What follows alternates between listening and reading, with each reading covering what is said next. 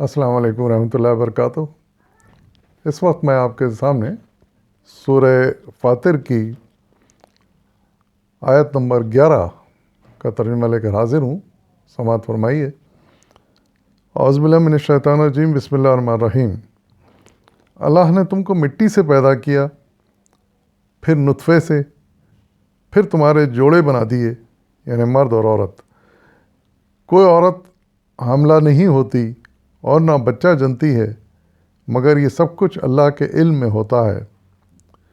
کوئی عمر پانے والا عمر نہیں پاتا اور نہ کسی کی عمر میں کچھ کمی ہوتی ہے، مگر یہ سب کچھ ایک کتاب میں لکھا ہوتا ہے۔ اللہ کے لیے یہ کام بہت آسان ہے۔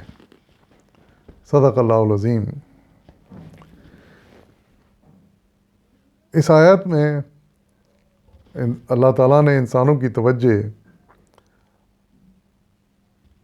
اپنے عظیم الشان ہستی کے اس عظیم الشان کام کی طرف دلائی ہے، توجہ دلائی ہے، جو کہ اللہ تعالیٰ نے دنیا والوں کے لیے، انسانوں کے لیے انجام دیا، اور اللہ تعالیٰ یہ کام کیے جا رہا ہے اور قیامت تک یہ ہوتا رہے گا۔ پہلی بات یہ ارشاد فرمائی کہ مٹی سے پیدا کیا گیا انسان کو۔ حقیقت ہے کہ پہلا انسان یعنی حضرت آدم علیہ السلام جو پیدا کیے گئے تھے، وہ پہلے کی آیتوں میں آ چکا ہے کہ مٹی سے بنائے گئے تھے۔ پھر نطفے سے، یہ بھی ہم جانتے ہیں کہ اس کے بعد آدم علیہ السلام کی جو نسل چلی اور آج تک جو انسان پیدا ہو رہے ہیں، وہ پھر نطفے سے پیدا ہوتے ہیں۔ اللہ تعالیٰ کی قدرت ہے یہ کہ ایک معمولی حقیر سے نطفے سے ایک انسان کا وجود ظہور میں آتا ہے، اور پھر یہ بھی اللہ تعالیٰ کا انتظام ہے کہ جو انسان پیدا ہوتے ہیں اس میں کچھ مرد ہوتے ہیں، کچھ عورتیں ہوتی ہیں۔ اس طرح اللہ تعالیٰ نے جوڑے بھی بنا دیے، یعنی ایسا نہیں ہے کہ مرد ہی پیدا ہوتے چلے جا رہے ہیں، ایسا نہیں ہے کہ کہیں صرف عورتیں ہی پیدا ہوتی چلی جا رہی، نہیں، اللہ تعالیٰ مرد بھی پیدا کرتا ہے اور عورت بھی پیدا کرتا ہے۔ اور پھر ایک اور بڑی غور طلب بات اللہ تعالیٰ نے ارشاد فرمائی کہ جو بھی عورت حاملہ ہوتی ہے، یعنی کوئی بچہ جننے والی ہوتی ہے، اس کا علم اللہ تعالیٰ کو ہوتا ہے، وہ غافل نہیں ہے۔ جیسا اللہ تعالیٰ کی آیتوں میں کہ ایک ایک ذرے، ایک ایک چھوٹی سی چھوٹی چیز سے وہ واقف ہے۔ اس کی عظیم الشان ہستی کا ہم تصور نہیں کر سکتے، کتنی عظیم ہستی ہے وہ۔ اب ہم جانتے ہیں کہ دنیا میں ایک دن میں ہزاروں بچے پیدا ہوتے ہیں، شمال سے لے کے جنوب تک، مشرق سے لے کے مغرب تک، مختلف ممالک میں ہزاروں بچے پیدا ہوتے ہیں روزانہ کی بنیاد پر۔ لیکن اللہ تعالیٰ ارشاد فرما رہے ہیں کہ ان سب کا علم اللہ تعالیٰ کو ہوتا ہے۔ کون عورت کیسا بچہ جنم دے رہی ہے، اور وہ لڑکا ہے لڑکی ہے، جو بھی ہے، اس کا علم اللہ تعالیٰ کو ہوتا ہے۔ اس کی علم کا اندازہ لگائیں آپ۔ اس سے پہلے ایک آیت میں آ چکا ہے کہ کوئی پتا کسی درخت سے نہیں گرتا، اس کا علم اللہ تعالیٰ کو ہوتا ہے۔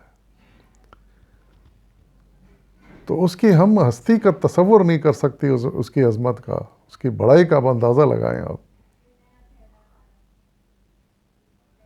انسان لاکھ چودھری بن جائے، لاکھ بڑا سائنسدان بن جائے،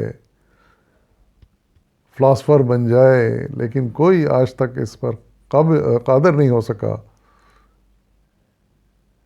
کہ اپنے ہی کسی بچے کے بارے میں دعویٰ کر سکے کہ کیا ہوگا اور کیسے ہوگا۔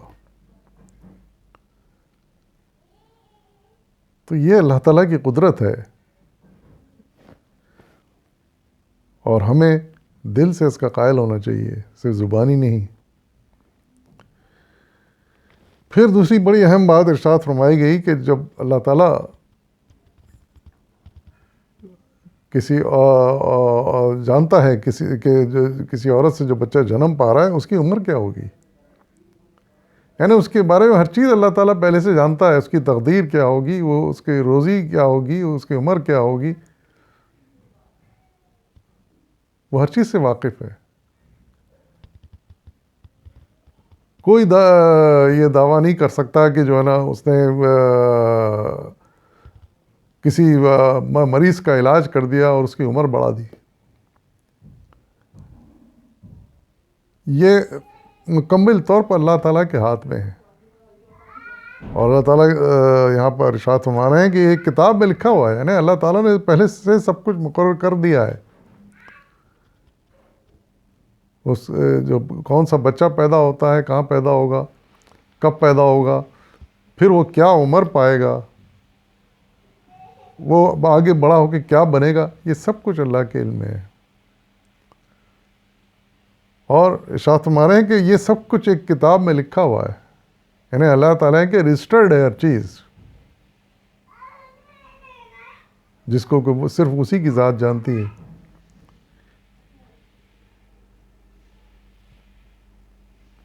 تو پھر آگے بڑی اچھی بات کہی، یہ اللہ کے لیے بہت آسان کام ہے۔ حقیقت ہے یہ تو صرف دنیا کا ایک اللہ تعالیٰ کے لیے ایک معمولی کام ہے، صرف ایک چھوٹی سی دنیا جو اس کائنات میں ایک ذرے کے برابر ہے، اس ذرے میں پھر جو انسان ہے ہماری تو کیا حیثیت ہی کیا ہے اس میں۔ اس دنیا، اس کائنات، اتنی بڑی کائنات ہے کہ آج تک انسان اس کا 1% بھی نہ دیکھ پایا ہے، نہ سمجھ پایا ہے۔ بڑی بڑی دوربینیں ایجاد ہو گئی ہیں، بہت دور دور تو دیکھ رہے ہیں، لیکن انسان، سائنسدان خود کہتے ہیں کہ ہم اب یہ مشکل سے 1% ہم دیکھ پائیں۔ اس کو سمجھنا تو دور کی بات ہے کہ وہاں ہے کیا کیا ہو رہا ہے، کیسے ہو رہا ہے۔ صرف دیکھنے کے لیے ابھی تک ویسے 1% ہم دیکھ پائیں اس کائنات کو۔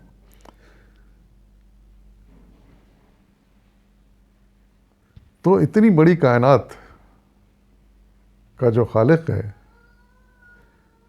تو کیا وہ صرف اس چھوٹی سی زمین کے اوپر ہونے والے واقعات کا علم نہیں رکھتا ہوگا؟ یقیناً رکھتا ہے۔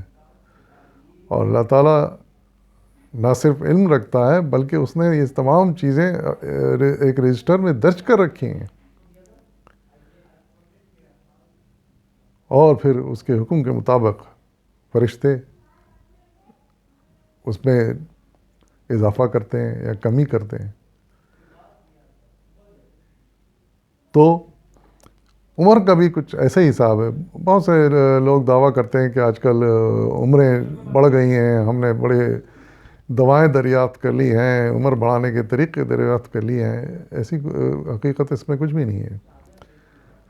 کسی کی فرض کیجئے کہ جو آج کل پہلے 60 برس تھی اب 80 برس ہو گئی ہے، تو ہو سکتا ہے اللہ تعالیٰ نے ہمارے لیے ان حالات میں ان دواؤں کو ایجاد کروا دی ہیں، کچھ ایسے ادویات ایجاد ہوں گے، صحت کو قائم رکھنے کے طریقے ایجاد ہو گئے ہیں۔ یہ اللہ تعالیٰ کی مرضی کی منشا کے مطابق ہوا ہے، اور اس دور کے لوگوں کے لیے اللہ تعالیٰ نے کچھ عمریں زیادہ لکھ دی ہیں، لیکن جو بھی عمر ہم پا رہے ہیں وہ سب اوپر رجسٹرڈ ہے، لکھی ہوئی بات، وہ اللہ تعالیٰ کے علم میں ہے۔ یہ ایسا نہیں ہے کہ ہم اس کی مرضی کے خلاف کچھ کر کے جو ہے نا کسی کی موت کو ٹال رہے ہیں، ایسی کوئی بات نہیں۔ وہ موت جب آتی ہے کسی کی، وہ اسی وقت کی لکھی ہوئی ہوتی ہے۔ اس موت سے یعنی بچ کے ہم سمجھتے ہیں مرنے والا ہے، لیکن بچ کے نکل جاتا ہے تو اللہ کی مرضی ہے۔ اللہ تعالیٰ نے اس وقت اس کی موت نہیں لکھی، وہ بعد میں کسی اور وقت کے لیے لکھی گئی ہے، اور پھر وہ اسی وقت آ کے رہتی ہے، پھر کوئی نہیں ٹال سکتا۔ جب موت کا یقینی وقت آ جاتا ہے جو اللہ تعالیٰ کے لکھا ہوا ہے، تو پھر اس کو کوئی ٹال نہیں سکتا۔